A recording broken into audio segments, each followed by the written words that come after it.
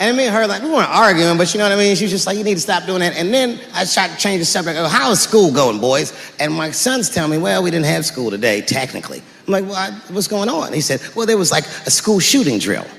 I never heard of this. You know what this is?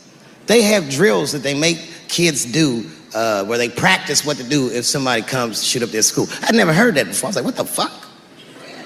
Then I had to tell my sons the truth. I didn't want to tell them this shit. Son, listen to me. Fuck that drill. If somebody comes to your school and wants to shoot it up, I'm just gonna be honest with you. You probably gonna get shot, nigga. I'm just being real. You got a famous dad. I talk a lot of shit. They're gonna be gunning for you, little buddy. Just stay low and run in a zigzag pattern and don't try to save anybody, son. Do you understand me?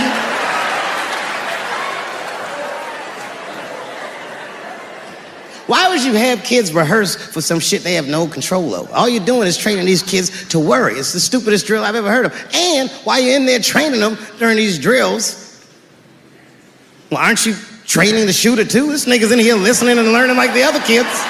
Sit in the back. Where are we supposed to meet?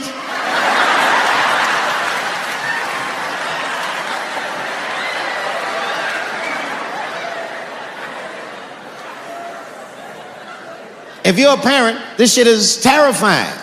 This shit is real scary. All the parents is looking at each other crazy. Because we know as parents that one of us is raising the shooter. Just don't know which one of us it is. All we know for sure is that if you're a white parent, the chances that it's you is exponentially higher than the rest of us. And shooting up school is a white kid's game. It's fucking crazy. You know, I hated school too. It never occurred to me. Kill everybody in school? It's fucking crazy. Just do what I did, nigga. Try some things. Have you skipped school, nigga? Skip school. Take a walk and meet some other kids. Fuck school, nigga. Try drugs. Have you tried drugs out, nigga? That might...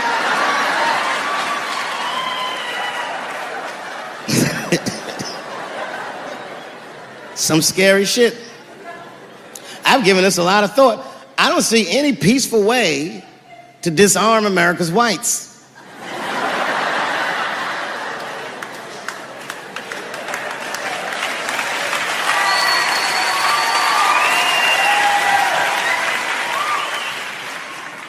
There's only one thing that's going to save this country from itself. Same thing that always saves this country from itself. And that is African Americans. Right. And I know the question that a lot of y'all have in your minds is, should we do it? Yeah, fuck yeah, we should do it. Listen, no matter what they say or how they make you feel, remember, this is your country too. It is incumbent upon us to save our country. And you know what we have to do. This is a fucking election year. We gotta be serious. Every able-bodied African American must register for a legal firearm.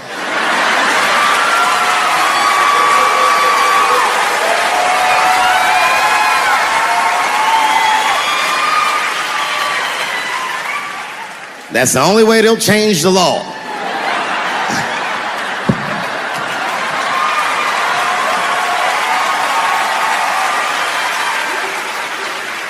I hate guns, personally.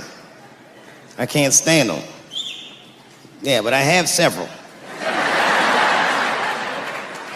I don't want them, but I feel like I need them. Don't forget where I live. I live in Ohio. And anyone that knows anything about Ohio knows that even the word Ohio is an old Native American word. It means, literally, land of poor white people.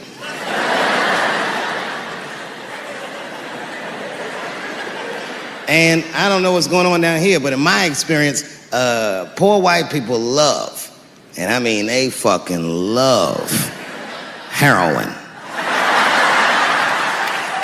They can't seem to get enough of it. I didn't even know what I was looking at first. I was just driving like, why are all these white people so sleepy out here? These things...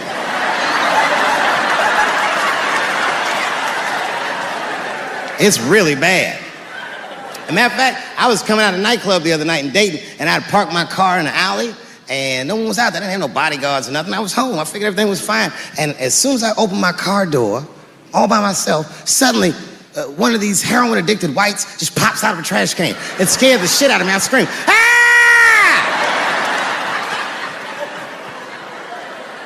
And then I realized it was a woman. She was fucked up. She's like, hey man, relax, okay? I'm sick, all right? I need some drugs, man. Please, I'll suck your dick for $5, man. I was like, ugh. 2.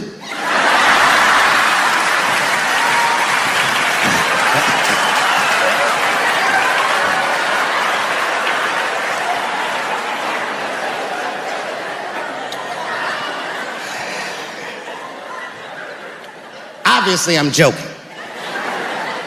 This opioid crisis is a crisis. I see it every day. It's as bad as they say. It's ruining lives. It's destroying families. Sadly, you know what it reminds me of, seeing it? It reminds me of us. These white folks look exactly like us during the crack epidemic. You know, it's really crazy to see. And all this shit they talk about on the news about how divided the nation is, I don't believe it. I feel like nowadays we're getting a real good look at each other. It's wild because I even have insight into how the white community must have felt watching the black community go through the scourge of crack. Because I don't care either. Hang in there, whites. Just say no. What's so hard about that?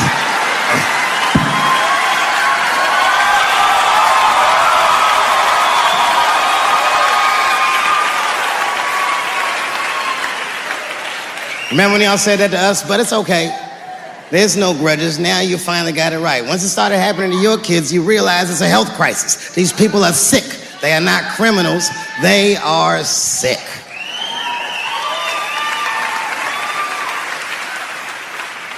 Be that as it may, I'm armed to the teeth. First gun I bought was a 12-gauge shotgun.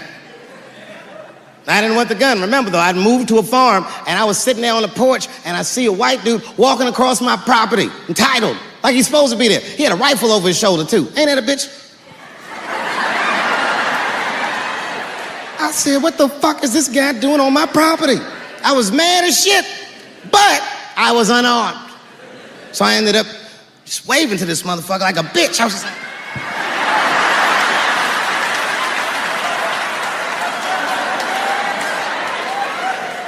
And as soon as he got far enough away, I ran to my car and sped to Kmart.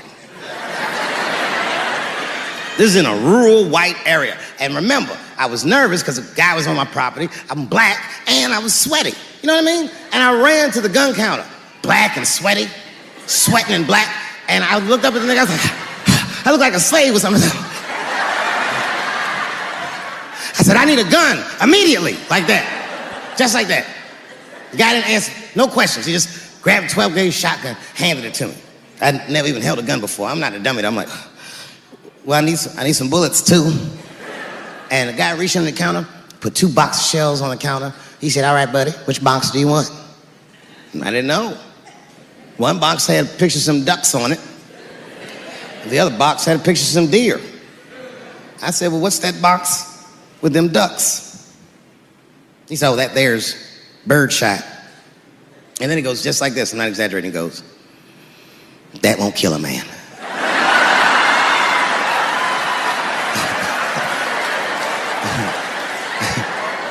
He said, it'll just pepper him up nicely. I said, what the fuck? Pepper? You know what it means to pepper a motherfucker up? It means that when the shell explodes, hot BBs will shoot out of the barrel of the gun, not killing a motherfucker, but penetrating their skin and shallow flesh. Boy, that's gotta hurt. Hot BBs? Ha ha! Remember when Dick Cheney shot a motherfucker in the face and he lived? That was birdshot. I said, well, what's that box with the deer on it? He goes, oh, that there's buckshot. Had to put a hole in the goddamn truck if you wanted to. I found these notebooks and I started going through the notebooks and there was all this wonderful poetry in them. Written in his handwriting. I didn't even know this nigga wrote poems. And then I looked through his drawers and I opened up his middle drawer and I found this rolling paper. And I looked down at them papers like, oh, that's where that poetry's coming from.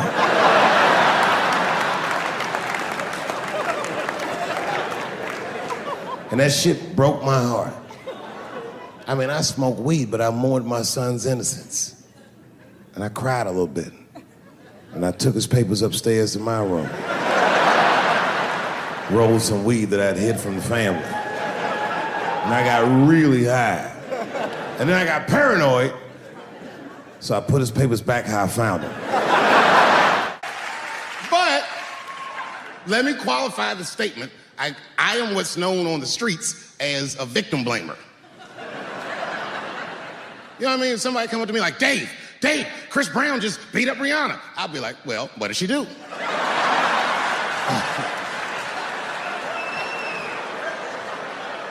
Dave, Michael Jackson was molesting children. Well, what were those kids wearing at the time?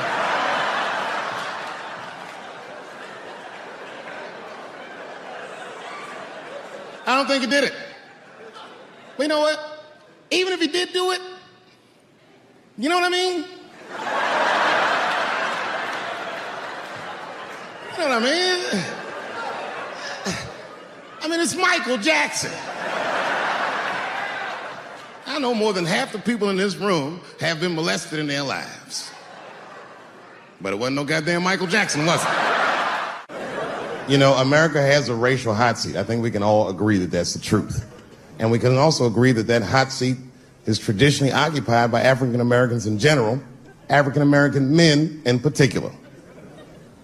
Although I can see that in recent years, that seat has been occupied by Mexicans, and I dare say Arabs.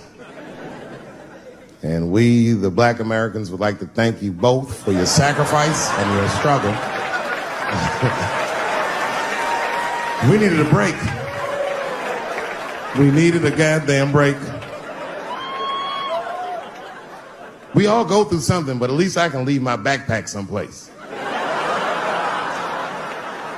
If you Arab and forget the backpack, you got about 20 minutes before they send that robot to blow your shit up.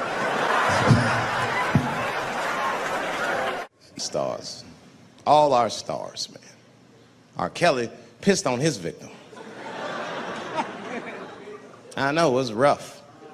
But I mean, again, I can't even judge R. Kelly. First of all, we don't know if these allegations are true, and not even if they are true. If you want to know how I feel about it honestly, if a man cannot pee on his fans, I don't want to be in show business anymore because, well, that's why I got in the game, baby. I got dreams too.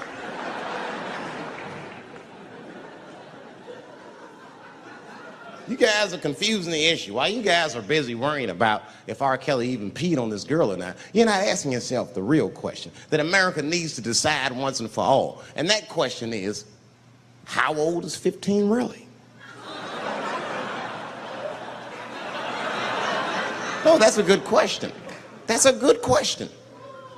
I'm not saying that a person is as smart as they're going to be at 15. That's not what I'm saying, man. But I am saying 15 to me is old enough to decide whether or not you want to be pissed on. I mean, that's me. If you can't make a decision like that by the time you're 15, then just give up, motherfucker, because life is way harder than that. I make tougher decisions all the time. If you don't want to get pissed on, just get the fuck out of the way. It's not even a decision. If I start peeing on the front row, they're not going to have to calculate and think, oh, how do I feel about this? Am I okay with it? They just move. You can do that at 15. I could have. I've been 15. When I was 15, I was doing stand-up in nightclubs. I smoked reefer from time to time. Friends were selling crack. I was trying to finger fuck people. I knew what was happening around me to some degree. Getting pissed on was the least of my worries at 15. Trust me. But it keeps coming up. There's a lot of confusion around that age. Anytime 15 comes up, people freak out. Like when that girl, Elizabeth Smart, got kidnapped. right? Remember in Utah last year, 15-year-old girl Elizabeth Smart was kidnapped, and then they finally found her, and the whole country was relieved. And I was the only one saying, damn, she wasn't that smart after all. Now, because she got kidnapped, that could happen to anybody. I'm not knocking her for that. I'm just saying, if you kidnapped me when I was 15, you gotta take me further than 8 miles away from my house, man. God damn. Can't hold me prisoner around shit I recognize. I'll break away. I'll break away. Fuck off me, nigga. That's my bus stop. I know where I'm at. I'm going home.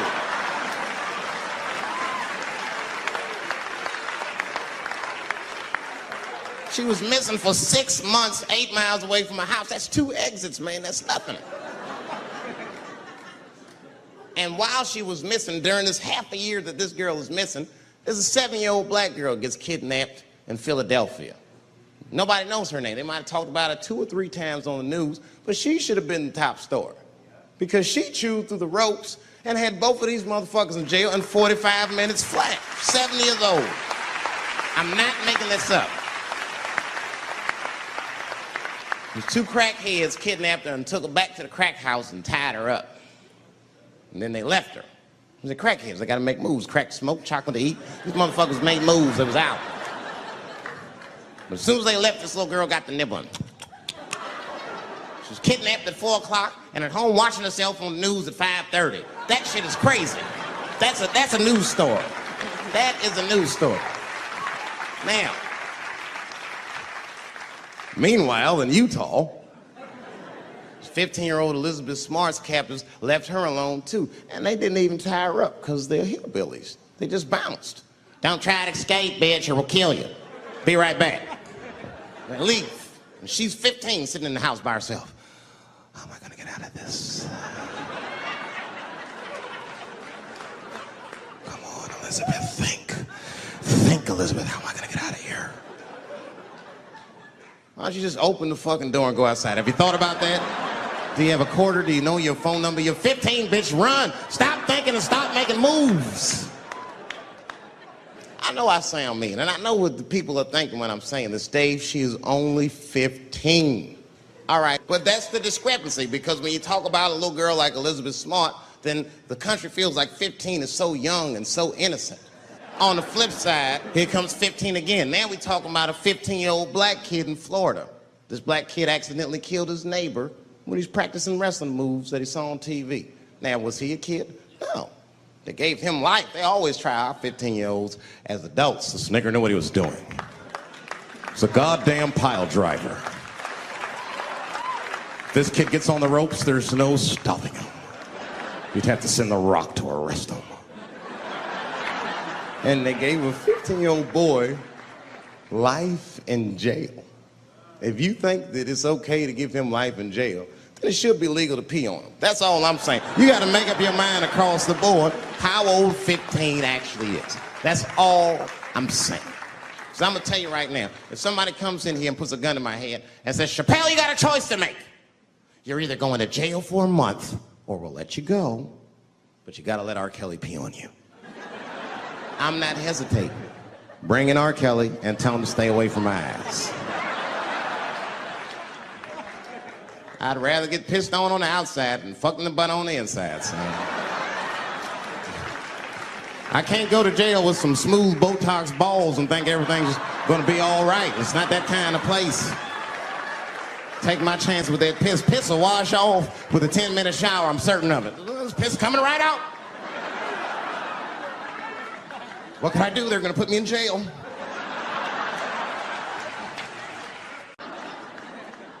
You know who I feel real bad for is Indians. Everybody feels bad for Indians. They get dogged openly because everybody thinks they're dead. These motherfuckers are not all dead, all right? With my own eyes, I've seen a gathering of 1,500 Native Americans. They were all gathered in one place. The place is called Walmart in New Mexico. There's Indians everywhere. I'd never seen Indians before. I wasn't even sure if they were Indians. It's fucked up, but I asked one of them. It's not nice, but I seen him in the sports section looking at bows and arrows. I had to say something. Excuse me. I don't mean to be rude. are you an Indian? And he was cool. Yes. Yes, I'm Indian. Still didn't believe him. I had to test him to be sure. This is fucked up. But I had a gum wrapper in my pocket, so I balled that shit up and I threw it on the floor. And a single tear came out his eye. I said, oh shit.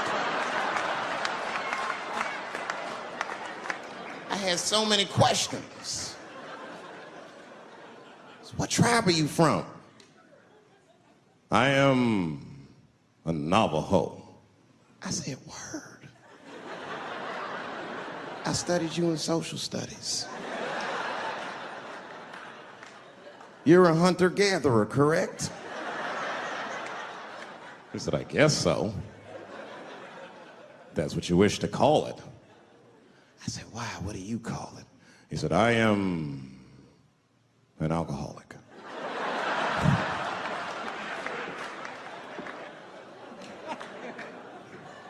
I said, well, what's your name, dog? He said, please. Dog is my cousin. That was a good guess. My name is Running Coyote. What is your name, friend? And that shit caught me off guard. I mean, I didn't want to say my name was Dave to a motherfucker named Running Coyote. This don't feel good enough. He just put me on the spot. I said, huh? My name, what? Oh, my name's Blackfeet. Then I changed the subject. Forget about me. What's going on with you? I want to meet your chief. Why don't me, you, and your chief and your friends get together tonight? We could have a real live peace pipe smoking ritual. We need to celebrate, nigga. I thought you were dead. And he set it up. It was beautiful. It was just like I dreamed. We was all sitting around. Them Indians was beating the drum. Some other Indians came out the back with a long blanket that was folded in half and put in front of us. Open that shit up, and on the blanket was a long wooden pipe with feathers. And bags of weed were all over the blanket. Chief walked over.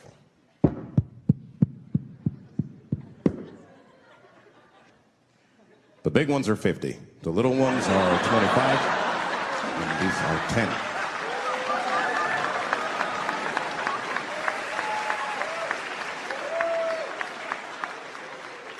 Me and those Indians got high as shit. I was baked. I told the chief, he was talking, I cut him off. Time out, chief. Sorry to interrupt. Fucking smashed, man. The weed's too strong. I'm itching. This is PCP. The spirits have got me. Chief, the spirits have got me. And the chief threw some water in my face. Calm down, blackface. Splash. I said, hey, it's Blackfeet, motherfucker. Take it easy.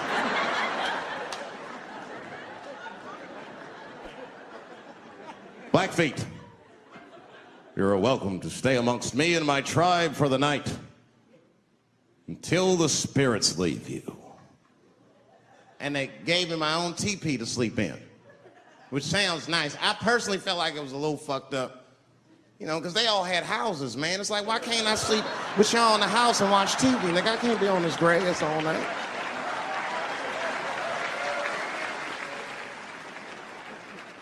Yeah, Indians is rude, man. Everybody's rude. Indians, they eat nasty food. All they ate was corn and shit. Doritos, I think they call them. That's right. People only see the surface. They see the division in our foods. Just because I eat chicken and watermelon.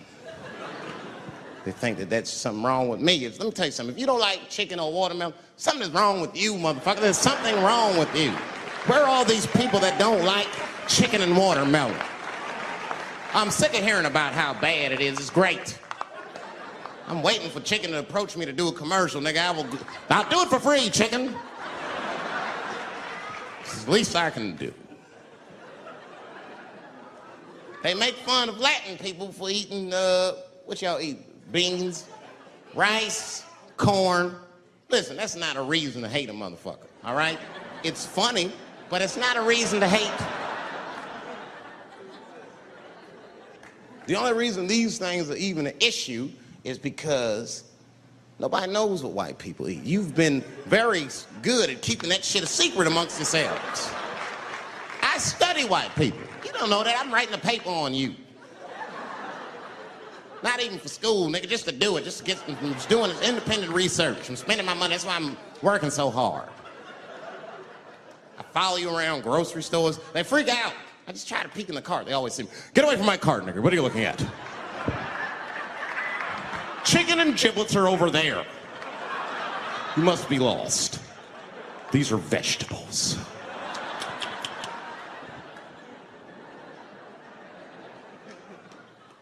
I know what you drink. See how quiet it got?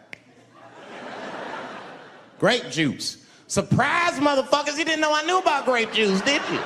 Oh, don't play dumb with me. Look at what is it? A lot of black people don't have the privilege of knowing about grape juice because they have grape drink. It's not the same formula that you get. Ain't no vitamins in that shit. You might have one of your black friends over, Todd. Todd, would you care for a glass of grape juice? What? Nigga, what the fuck is juice? I want some grape drink, baby. It's purple. I don't think I know what a grape drink is. What? I have some apple juice if you want. What the fuck is juice? I want some apple drink. Scream.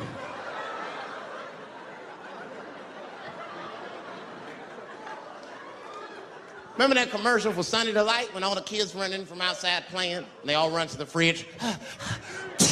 All right, I got some purple stuff, some Sunny D. As soon as you say Sunny D, all the kids go, yeah! Watch the black kid in the back. If you ever see that commercial again, look at that black kid. He'd be like, I want that purple stuff. That's drink, nigga. That is drink. They want drink. I want all them vitamins, nigga. I want drink. Sugar, water, purple. That's the ingredient. Sugar, water, and of course, purple. It's too fucking much. I got a lot of things to talk about tonight. First of all, I've stopped smoking weed. With black people, you didn't let me finish, motherfuckers. God damn. I'm sorry, black people, to break the news so publicly, but I can't smoke with you anymore. Every time I smoke weed with my black friends, all you talk about is your trials and tribulations. I'm sick of that shit. I got my own problems. Nigga, that's a waste of weed. I'm smoking weed to run away from my problems, not take on yours. From now on, I smoke weed exclusively with white people. Calm down, motherfuckers. You win by default. You got good weed conversation. All white people talk about when they get high is other times that they got high. I can listen to that shit all night. Dude, remember at Frank's last week? It's fucking smashed, man. And catalogs everything they drink. 2 shots of Jaeger, tequila, 4 bong hits, man, beer, cheeseburger. That shit is great. Only bad part is you cannot pass out around white people. Every time white dudes pass out around each other, they always do some borderline gay shit when the guy's asleep. Frank fell asleep, so he stuck a carrot in his ass and put shaving cream on his balls. Why, motherfucker? Why would you do that to a friend of yours? He trusted you enough to sleep around you, you gonna put a carrot in his ass? Is that nice? I tell you right now, if I put a carrot in a black dude's ass, a nigga will kill you when he wakes up for some shit like that. That is an automatic death sentence on the street. It's a rap for you. I'm gonna kill that motherfucker. I thought y'all was friends, baby. What happened? I fell asleep at his house, right? We was drinking, and I fell asleep at his house, and while I was sleeping, right? I'm just gonna kill that motherfucker, all right? That's all you need to know. And fuck carrots. Well, I have some very bad news for the people in the front rows. I heard that some of you paid as much as $800 for your tickets. Sadly, I did this same show a couple weeks ago in Atlanta for $60 a head. Can you imagine? Nigga, you could have flown to Atlanta, got a hotel, had some dinner, and came back, and you still have a little money left over, niggas. Paid way too much just to see me in this gay-ass neighborhood. All right, let me roll up my sleeves and tell these pussy jokes. Will told me to say there hasn't been this many pussy references in this room since Cats was here. Boy, I gotta tell you, man, I've been doing this set all week, and boy, I've been telling these jokes, and sometimes niggas look like they're in actual pain over the jokes. None of it's that bad to me, but I understand why it could hurt some people's feelings. So tonight,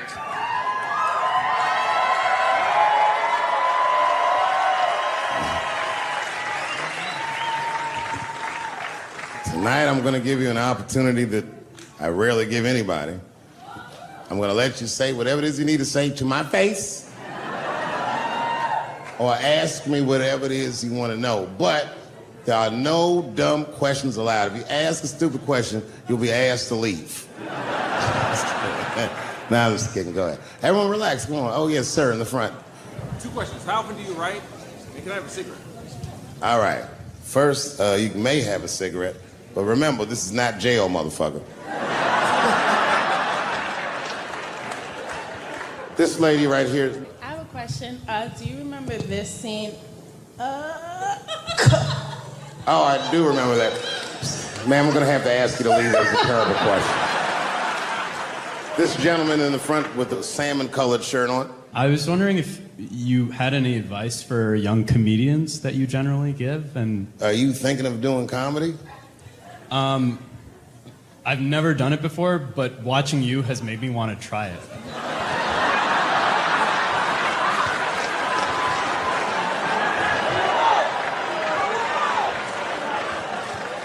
I don't know if that's an insult or not. It's a compliment. It's. I mean, niggas don't say I've never done brain surgery, but it looked a lot easier than I thought. I'm teasing.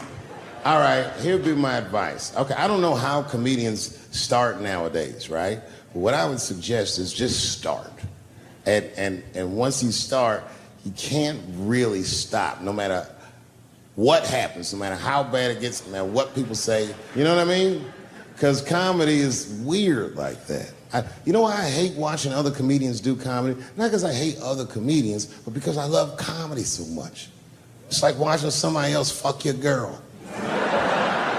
And I say, fuck her better than that. Yes, you on the aisle up there, the lady with the long... Yes, you standing up. I see you.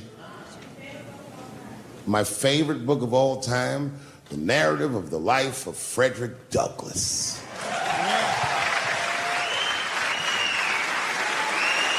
That guy with the baseball hat. Marry, fuck, kill, Michelle, Rihanna, Oprah. Wait, who's Michelle? Oh, Obama. Well, sir, you're putting me in quite a pickle. I can't say I'll fuck Michelle Obama. That's insane. Well, I guess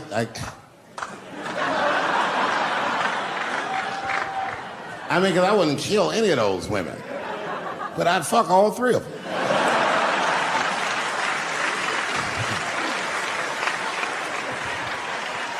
The gentleman in the blue Oxford standing up. Tell us a story with Charlie Murphy. Tell a story about Charlie Murphy? Or your favorite. Boy, there's so many good Charlie Murphys. You know, the thing with Charlie Murphy is he used to just make us laugh all the time.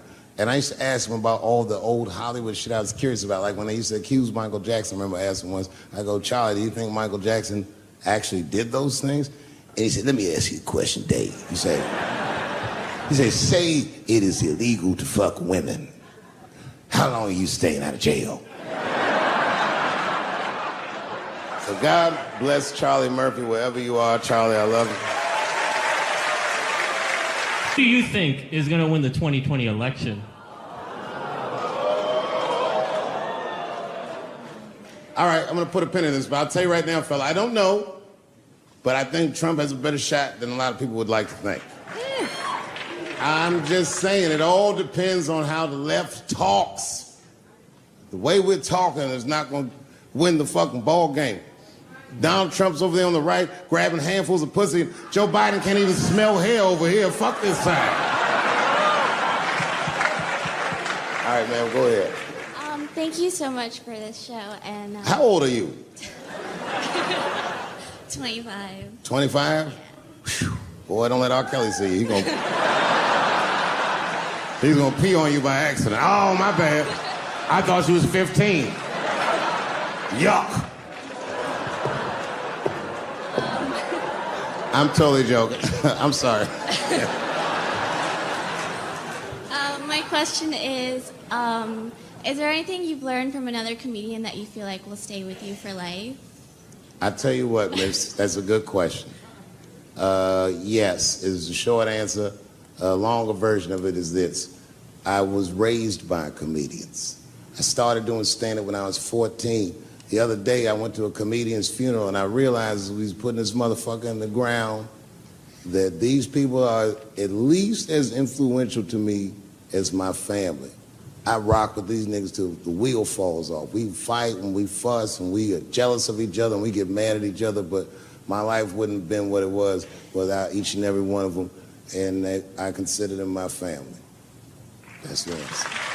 Still hadn't figured out exactly how to say what I wanted to say, but I was doing pretty good, and I was doing some Me Too jokes, and a woman stood up from the audience and she was crying. Clearly, it was a white woman. She says to me, you can't say that. It's 200 seat room, it's a very small room. I'm like, what the fuck are you, like, miss, are you okay? What are you doing? She says, you can't say that. I said, yes, I can, it's my show. I'll say whatever the fuck I want. The crowd's like, ooh, like this. And then she gets up from the table and she starts making a big, like, show of just pushing through the aisles and all this stuff. And there's like a curtain right before the front door. And she gets to the curtain and she's crying. It's fucking crazy. She says, I'm sorry I was raped. It's a fucking comedy club. It's like loud farting getting out of an elevator. Nothing funny can happen in here. Now I'm trapped in a room with this woman's fucking stink.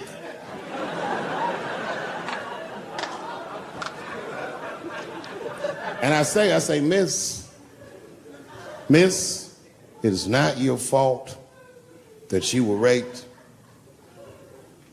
but it's not mine either. Ta-ta, bitch, like this. She storms out. Now the room is very uncomfortable, but I managed to get the crowd back, but I'm like, a little traumatized. Same show, there's a trans woman sitting in the audience. This is a true story. This was like a few weeks ago. I did 6 shows that weekend. This trans woman came to 4 of them. Calls herself Daphne. Man, this chick Daphne was in there cracking the fuck up at everything I said about everybody. It was amazing. She was laughing, and it was fun to watch her laugh. You could tell she was letting go of something that was heavy, and she'd throw her head back, and she'd smile with all her teeth. She was having a great time. And the more fun she had, I felt bad, because I knew I had some trans jokes to unload. And I thought to myself, maybe I shouldn't say these jokes, because I don't want to, like, fuck her evening up. She's having so much fun. But then I thought to myself, well, if I can't say it in front of her, should I say this shit at all? So I let her rip.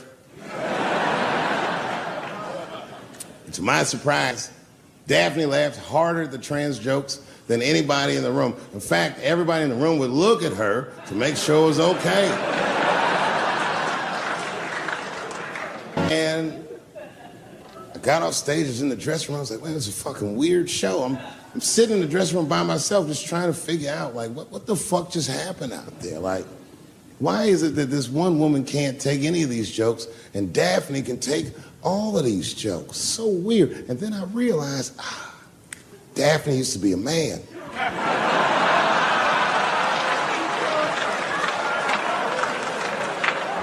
So now I go out of the dressing room and like you can see like all the staff was there like cleaning the club up, the audience had gone, and sitting at the bar by herself was Daphne. And she's like, hey, Dave, come join me for a drink. And I don't want her to think that I'm transphobic or nothing, so I'm like, fuck, I guess I could have at least a drink. And we get some tequila and we're sitting there. And she was fucking cool. Turns out that Daphne, she wants to be a comedian. She was asking me for advice, and I told her advice and all that shit. And then she says to me, she says, boy, you sure do get a bad rap for your trans jokes.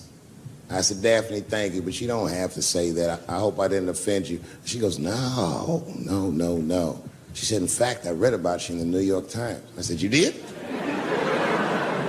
She said, yeah. She said, I thought it was interesting that they blamed you for R. Kelly. They said you normalized him for telling jokes about him. I go, yeah, they said that. She goes, I wonder why they never said that you normalized transgenders by telling jokes about us. And I'd never thought about that. It never occurred to me. And we started making out. And then, like, I reached up just to see what it felt like. I was like, what? And it felt like pussy, didn't it? It was just like, go ahead, ask me a question. What the fuck you gonna do if Trump get reelected? What am I gonna do if Trump gets reelected? Probably get a significant tax break.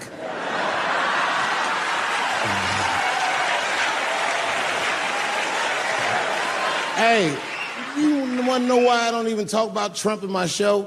Because that motherfucker is not the hokey pokey. He is not what it's all about. There's millions of people that put him in power, and the ideas that he puts forth are not his own.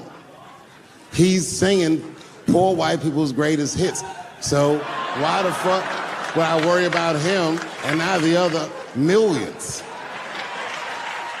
Really, you know who I'm gonna vote for next time if things keep going the way it's going is that gay dude.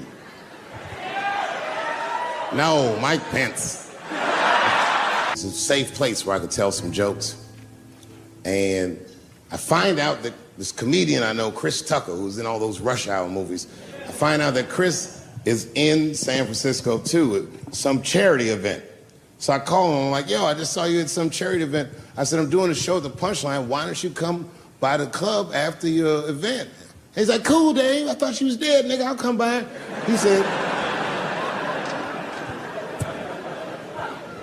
He says, is it okay if I bring some friends? Because, you know, I'm with a lot of people. I go, man, you Chris Tucker. You can bring whoever the fuck you want. And then I show up to the club late that night, and I walk into the dressing room, and sitting in the dressing room is Gavin Newsom, who at the time was the mayor of San Francisco, but now he's the governor of California. And sitting next to him was Kamala Harris, who at the time was the DA of San Francisco. Now she's the senator from California that's front running on the Democratic ticket.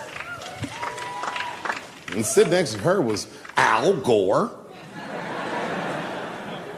It's fucking weird. And sitting next to Al Gore was the guys from Google, Sergey, and I don't know how to say these. All right. And it was Chris Tucker and Ben Jealous, who at the time was the president of the NAACP, who was all just at this big charity dinner, and Paul Mooney was drinking scotch. And we all was just in there. And, you know, first I was a little uncomfortable when we started talking, and we all got along really well. At some point, Kamala Harris she says to me, she goes, you know, a friend of mine is announcing his candidacy for president tomorrow. I went to college with him. I'm like, what? I go, Barack Obama? She goes, you've heard of him? I'm like, yo, I just read about this dude. And she goes, yo, yeah, blah, blah, blah, we talking. She goes, you know what? She says, let's call him on the phone. I said, what the fuck? And she picks the phone up and she dials, and she's listening like this, and she goes, this is voicemail. And she gives me the phone, she goes, leave him a message.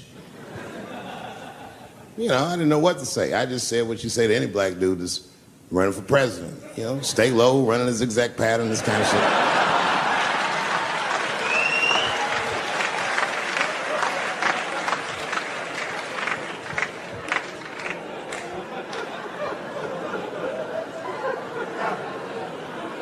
And then the last thing I say is, you know what? I said, sir, I really do believe you can do this. Like, man, I'm wishing you luck. Now, next day I wake up and go for coffee at a place called the Embarcadero. It's like an eatery by the sea in San Francisco. And I'm walking to the coffee shop and there's a police line and I can't cross the tape. But then I figure, fuck it, I'm Dave Chappelle, so I go into the thing like this. And the police yoke me. These motherfuckers like tackle me immediately.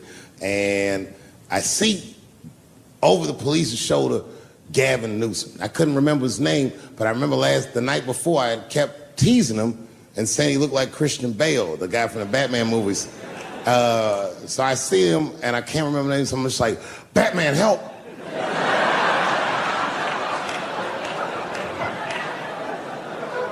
And he stops, he's like, Dave? And then the police see that the mayor knows me, so they're all like, oh, sorry about that. And he's like, hey, back up, everybody. And he just picks me up. He's like, I'm really sorry about that. I'm like, I'm fine, don't worry about it. And he's like, listen, I'm here with Prince. Would you like to meet him? I'm like, I know Prince. That's my nigga. And we go around the corner, and it was Prince Charles, the Prince of England. I didn't know the protocol of meeting royalty. You're not supposed to touch him. I dapped him up like a nigga. My nigga. Ah! Just hugging him and shit like this, dapping him up, like this. And that nigga was cool too. I was like, that's really fucking weird. And then I was just out there in the upside down, not having no TV show, trying to figure life out. And the election was going on in the background. And this guy, Barack Obama, was picking up steam. This motherfucker was killing it. And I had a chance to go to the last debate on the Democratic ticket, and I went. It's me and Chris Tucker sitting in Myrtle Beach, South Carolina. It's the last three candidates. It was Barack Obama, John Edwards, and Hillary Clinton. Now, Obama's a lot taller than Edwards and Clinton, and he had the center podium. And at one point, they're all on stage, and they start fussing, and Obama goes, look, none of us are perfect, like this. And his hands was like this, and there was light shining behind his head, and the other two candidates was looking up at the nigga, and I was sitting in the audience like, this nigga looks like Jesus.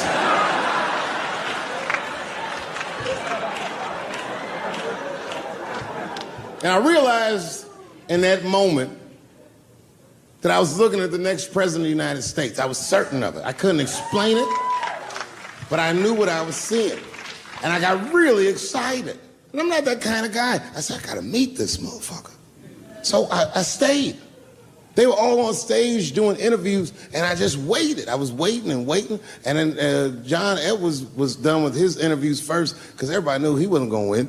And I see John Edwards, and I said, hey, Senator Edwards, I just want to say hi. And that motherfucker looked at me like, I'm like, fuck you, nigga, you going to lose anyway. And then he left, and then Hillary Clinton just walked by me in one of them Steve Harvey suits.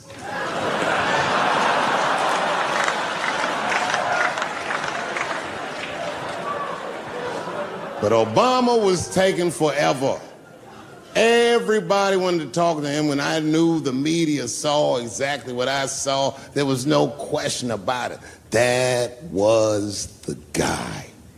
I waited and I waited, and finally, it must have been over an hour and a half, he finishes his last interview. He's like, well, thank you very much. Good talking to you.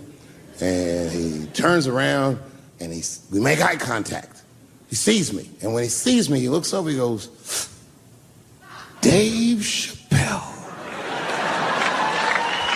And Obama did me the same way I did Prince Charles. He dapped me up, and he like bro hugged me, and he pulled me in, and I'll never forget this. He said in my ear, I got your message.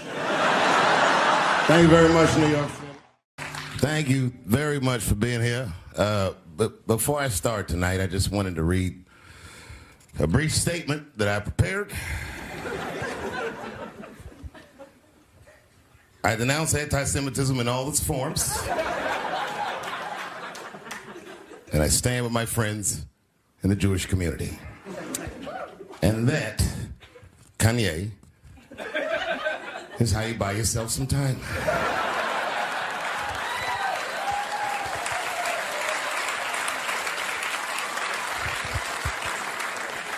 I gotta tell you guys, I've probably been doing this 35 years now. And early in my career, I learned that there are two words in the English language that you should never say together in sequence. And those words are the and juice. I've never heard someone do good after they said that.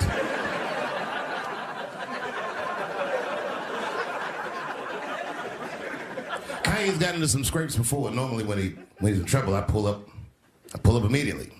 But this time I was like, you know what? Let me see what's gonna happen first. Just want to see where this is all going. I can't even remember how it started. Vaguely, I remember it started with a tweet, strange tweet. It was like, I'm feeling a little sleepy. I'm gonna give me some rest, but when I wake up, I'm gonna go DEFCON 3 on the Jews. And then he just went to bed. I was up all night worried. What is he gonna do to the Jews?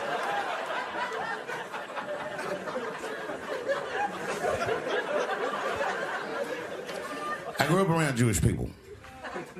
I have a lot of Jewish friends, so I'm not freaked out by your culture. I know a little bit about it just from hanging around. I'll be like, yo, let's go out at school tomorrow. They'll be like, we can't go out. It's Shanana tomorrow. I'll be like, where? What is Shanana? I had so many questions. Why do some of your people dress like Run DMC?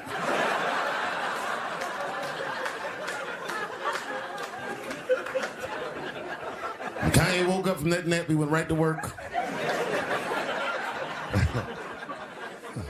A year ago, I'd seen him on a podcast called Drink Champs, a great show, and it was an amazing appearance. Noriega and them were there, the rappers that I love, and they all had their gold chains and stuff on. And Kanye said, only millionaires wear chains. They said, what? He said, I'm a billionaire. Billionaires don't wear their money on their body. I tucked my chain and I said, oh, snap. That's right. It was a good appearance. It was fun and funny. But when he woke up, he went on Drink Champs again. This time, he was on one. He was mad about something. He said, I can say anti-Semitic things, and Adidas can't drop me. Now what? Adidas dropped that nigga immediately.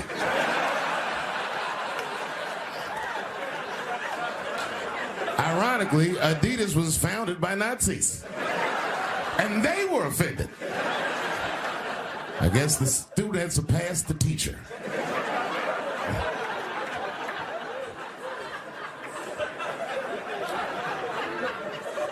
It's a big deal. He had broken the show business rules. There's just a rule. You know, the rules of perception. If they're black, then it's a gang.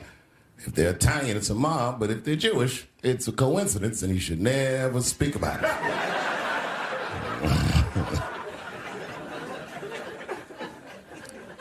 Kanye got in so much trouble, Kyrie got in trouble.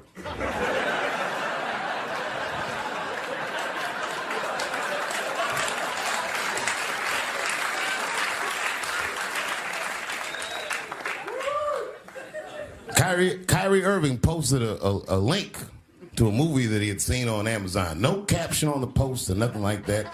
But apparently this movie had some, I don't know, anti-Semitic tropes or something. And it was some weird title like From Hebrew to Negro or something. And the NBA told me he should apologize. And he was slow to apologize. And then the list of demands to get back in their good graces got longer and longer. And this is where, you know, I draw the line. I know the Jewish people have been through terrible things all over the world, but you can't blame that on black Americans. You just can't. You know what I mean? Thanks to the one person that said that.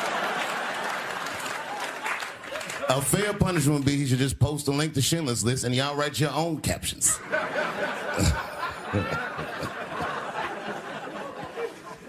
Kyrie Irving's black ass was nowhere near the Holocaust. In fact, he's not even certain it existed.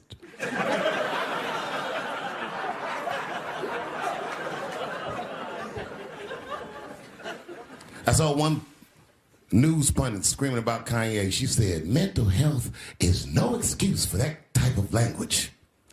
Yes, it is, bitch. You can kill somebody if you're mentally ill. Listen, okay, I don't think Kanye is crazy at all. I think he's possibly not well.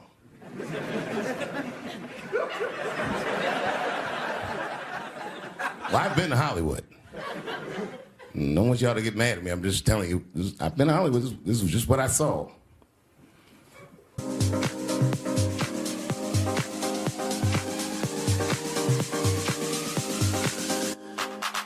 Whatever you do, don't fall for me. Don't put your trust in me. Don't even lie for me. I want you, honey. I don't get it. It's a lot of juice. Like a lot.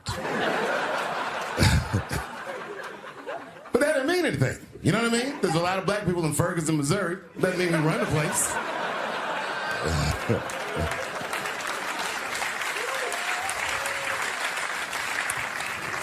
I could see if you had some kind of issue. You know what I mean? You might go out to Hollywood and your mind might start connecting some kind of lines, and you could maybe adopt the delusion that the Jews run show business. It's not a crazy thing to think. But it's a crazy thing to say out loud in a climate like this.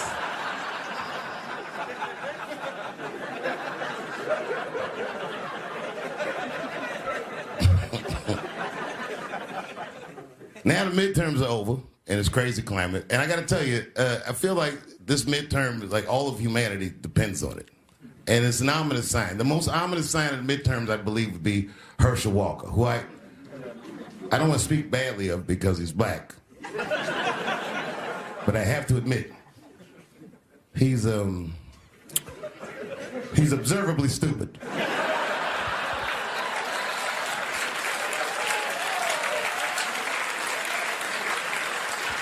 Even when he's not talking, his mouth be open a little bit like.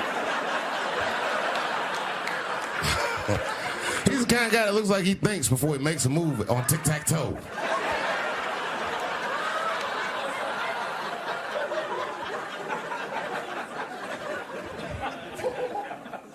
And I'm watching the news now, they're declaring the end of the Trump era. Now, okay, I can see how in New York you might believe this is the end of his era. I'm just being honest with you. I live in Ohio amongst the poor whites.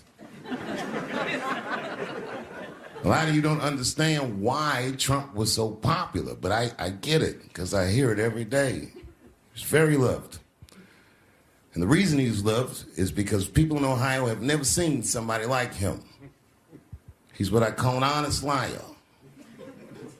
Well, I'm not joking right now. He's an honest liar. That first debate, I'd never seen anything like it.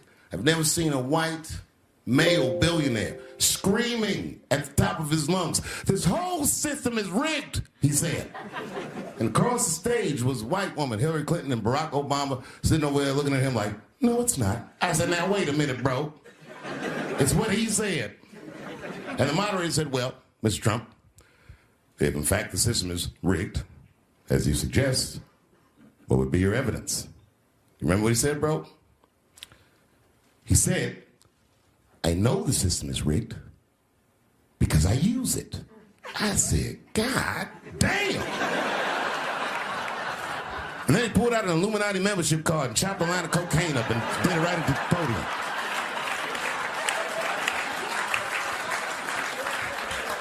No one had ever heard someone say something that true. And then Hillary Clinton tried to punch him in the taxes. She said, "This man doesn't pay his taxes." He shot right back. "That makes me smart."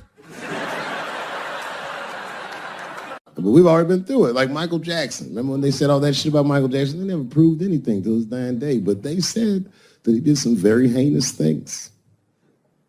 And one time I watched a documentary about it. They were talking about all the shit Michael Jackson allegedly did. And as they were saying all these allegations, they started showing pictures of his home, the Neverland Ranch. You ever seen Michael Jackson's house on television? Well, the short of it is, there's a lot of things for kids to do at that place.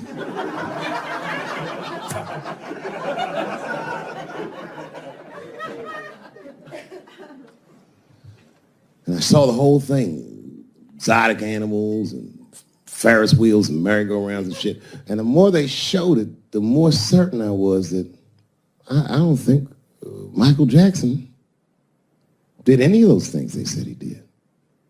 His house didn't look sexual. It looked like